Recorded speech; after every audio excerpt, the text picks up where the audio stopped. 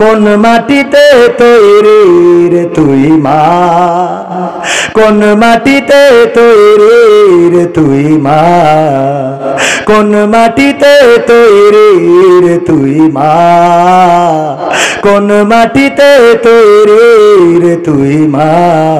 কত কষ্ট দিলাম তোরে আমি সারা জীবন ধরে, অবধ ছেলে বলে তবু, অবধ ছেলে বলে তবু করলি রে ক্ষমা।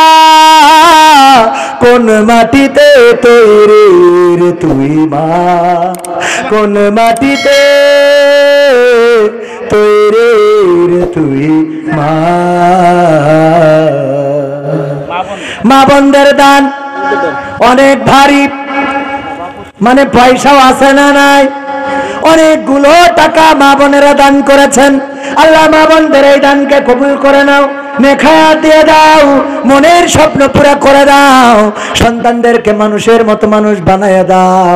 অনেক মা বোনের পিতা নাই মাতা নাই, আল্লাহ পিতা মাতার কবরগুলো জান্নাতের বাগান বানায়া দাও, বলেন আমিন। কষ্ট হয়ে গেছে না আপনাদের? আর সময় নেব না, আগামীতে আপনাদের মাঝে আবারও এসে আলোচনা এবং সঙ্গীত শোনানোর চেষ্টা করব ইনশাআল্লাহ রাব্বুল আলামিন। হ্যাঁ ওই বাবা ওইটা গাতি গেলে 10 মিনিট লাগবে, ও আমার শরীরই পারবে না। যাই যাই, আজ দুটো মাহফিল করা হয়ে গেছে, শুনে যাবে। হ্যাঁ ওরে বাবা, মাহফিলে ওই সব কথা বলা যাবে না। মাহফিলে বললে বলে হুজুর এইরকম কেন করেন, আমরা এখানে আপনাদের দাবি রেখে বলি, আর ওই দিকে খায় গালি রে। কি খায়?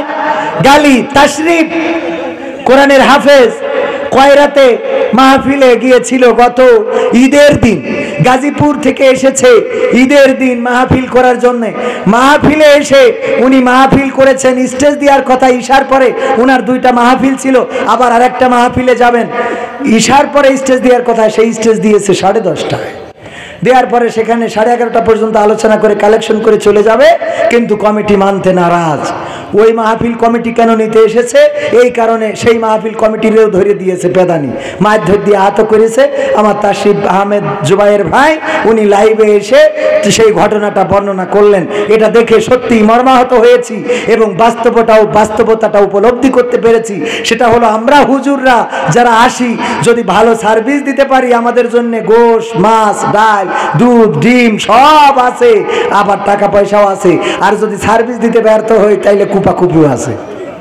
কি আছে? আছে না নাই? এই জন্যে আমাদের এই জীবনটা খুব ভালো জীবন, এটা মনে করার কোনো কারণ নেই।